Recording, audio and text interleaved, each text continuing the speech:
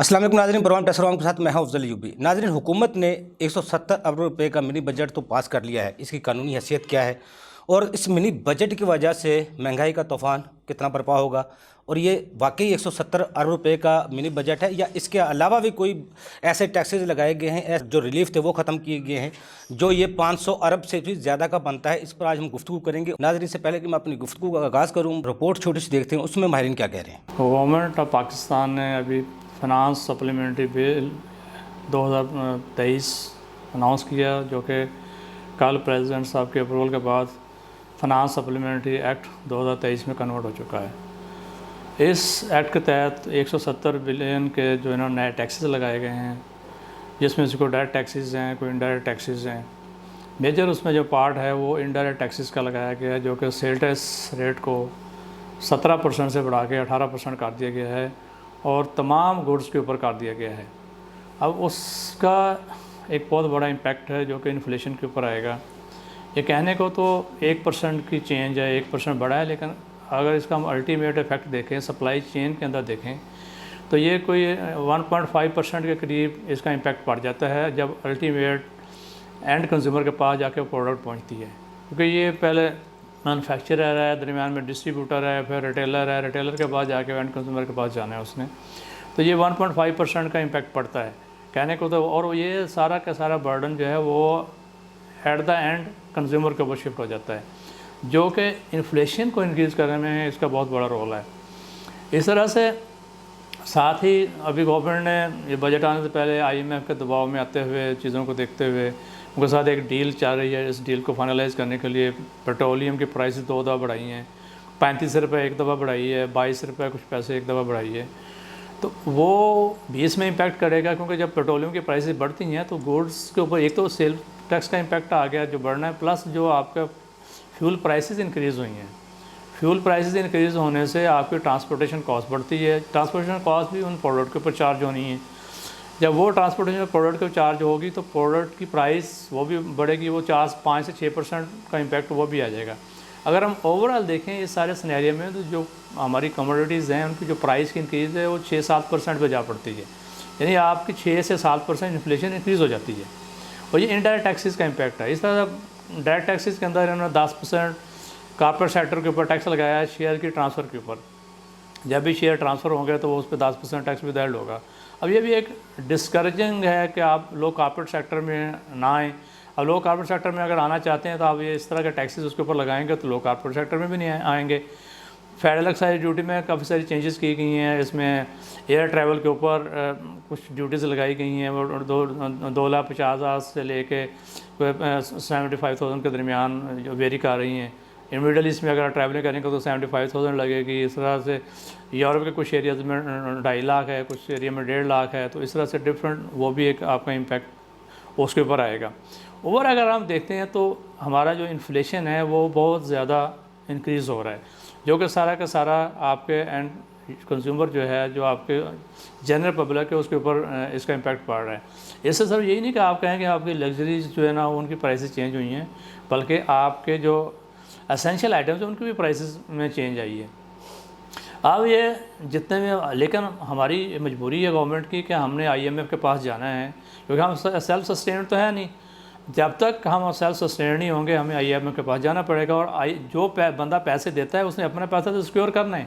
ज़ाहिर है IMF ने पैसा दिया तो उसने अपने सिक्योरिटी के लिए हमारे से इस तरह के मैयर्स तो करवानी है, और मैयर्स नहीं करवाएगा तो वो अपने पैसे कैसे सिक्योर करेगा। हमें इसका सबसे सोल्यूशन ये है कि हमें अपने जो रिसोर्सेज हैं हमारे, वो जो अनटैप्ड एरियाज़ हैं जहाँ से टैक्स की लीकेज है, आपकी स्मगलिंग है बहुत बड़ी, आप अपनी स्मगलिंग को रोकें। आप अपनी स्मगलिंग ही अगर रोक लेते हैं तो आपका 20 से 22 बिलियन तो वहीं से आप सेव कर सकते हैं, जो कि आप उस पर तवज्जो नहीं दे रहे। फिर हमें अपने करंट जो अकाउंट डेफिसिट है उस पर कंट्रोल करने की जरूरत है। हमारी जो करंट एक्सपेंडिचर है उसको कंट्रोल किया जाए। लेकिन हम ये तो कहते हैं कि जो आवाम है वो कुर्बानी दे, लेकिन कभी ये भी कहा कि जो अशराफी है वो भी कुर्बानी दे।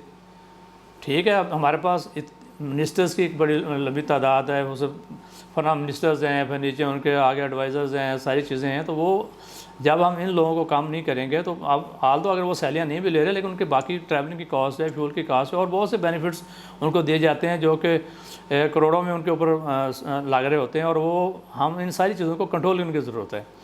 हम अपने जब तक एक्सपेंडिचर जो अननेसेसरी एक्सपेंडिचर्स हैं उनको कंट्रोल नहीं करेंगे और वो अनटैप्ड एरियाज़ जहाँ से टैक्स की लीकेज है, आपने टैक्स रेवेन्यू को हमें बढ़ाना है और टैक्स रेवेन्यू को बढ़ाने का ये हाल नहीं है कि जो एग्जिस्टिंग टैक्स पेयर आप उसी के ऊपर ही दोबारा टैक्स लगाते जाएँ। अभी जितने भी जो मेजर्स लिए गए हैं वो तो एग्जिस्टिंग टैक्स पेयर के ऊपर ही टैक्स लगाए गए हैं।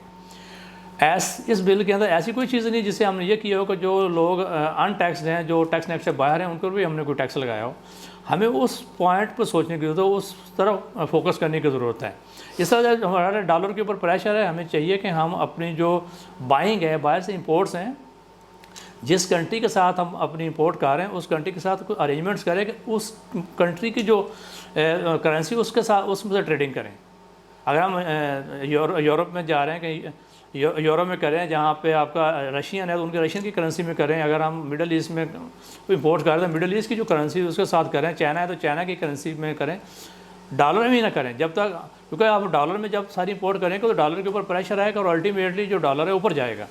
तो जब असल हमारा इन्फ्लेशन जो है वो उसका एक इम्पैक्ट हमारे रुपीज़ की जो डिवैल्यूशन भी है, हमारा रुपया जैसे गिरता जा रहा है वो भी एक उसमें इम्पैक्ट करता है जब चीज़ें। और हम इंपोर्ट ओरिएंटेड कंट्री हैं, हमारी जो यहाँ मेडिसिन बनती हैं उसका मटेरियल सारा इंपोर्ट होता है हमारी, और जितनी प्रोडक्ट्स हैं हम एक्सपोर्ट भी करते हैं उसमें भी बहुत सारा हम इंपोर्ट करके फिर सप्लाई करते हैं।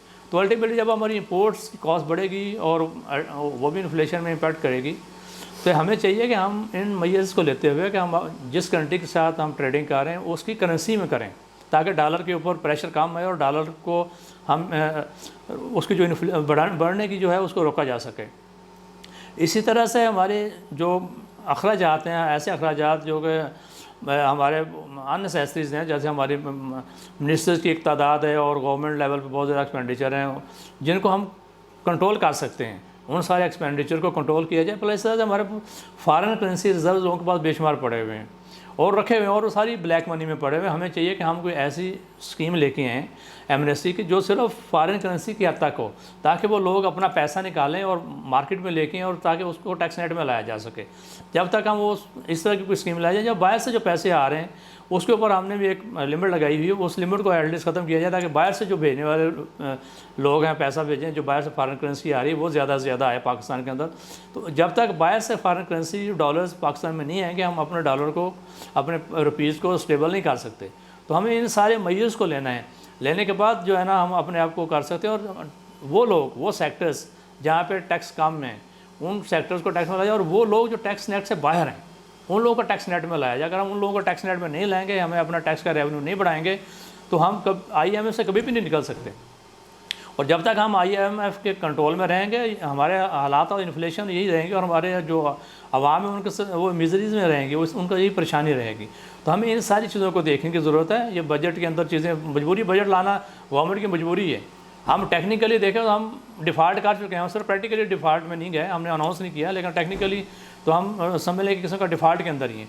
तो हमें इन सारी चीज़ों को सेव करने के लिए हमें उन एरियाज़ को, उन लोगों को टैक्स नेट में लाया जाए जो टैक्स नेट में ऑलरेडी नहीं है, जो एग्जिस्टिंग टैक्स पर उसके ऊपर ही नहीं बर्डन हम डालते जा रहे हैं। और ये भी ज़ाहिर उससे क्या होगा कि वो लोग बिज़नेस यहाँ से छोड़ के निकलेंगे, बिज़नेस छोड़ देंगे, दूसरे कंट्रीज़ में बिज़नेस शिफ्ट कर लेंगे, तो वो भी इस मुल्क को नुकसान है। तो हमें ओवरऑल सारी सिनेरियो को देखते हुए मुख्तलिफ मेजर्स लेने हैं। जैसे अपने रुपीज़ को स्टेबल करने के लिए हमें मेजर्स लेने हैं, अपने फॉरेन करेंसी रिजर्व को बढ़ाने के लिए लेने हैं, अपने टैक्स रेवेन्यू को बढ़ाने के लिए हमें मेजर्स लेने हैं।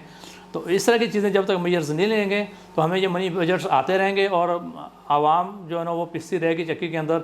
और जब तक हम करंट एक्सपेंडिचर को कंट्रोल नहीं करेंगे तब भी ये रहेंगे। और हमें अपनी जो इतने मिनिस्टर के बजाय मिनिस्टर को काम किया जाए, इन मिनिस्ट्रीज को काम किया जाए और वहाँ उनके एक्सपेंडिचर को कंट्रोल किया जाए और उसको फ्रीज़ कर दिया जाए कि इससे ज़्यादा एक्सपेंडिचर होंगे ही नहीं।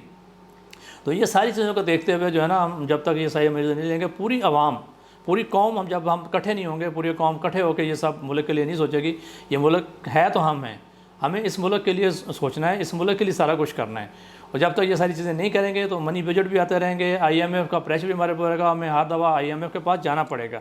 तो हम हर शख्स जिस हद तक, जहाँ तक कंट्रीब्यूट कर सकता है इस मुल्क के लिए, उसको कंट्रीब्यूट करना चाहिए। जो बिजनेसमैन है उसको करना चाहिए, जो जिसका भी जो रोल है वो अपना रोल अदा करे, इस मुल्क के लिए कंट्रीब्यूट करे। ये मुल्क है तो हम हैं, अदरवाइज़ अगर मुल्क नहीं है तो हम कुछ भी नहीं हैं।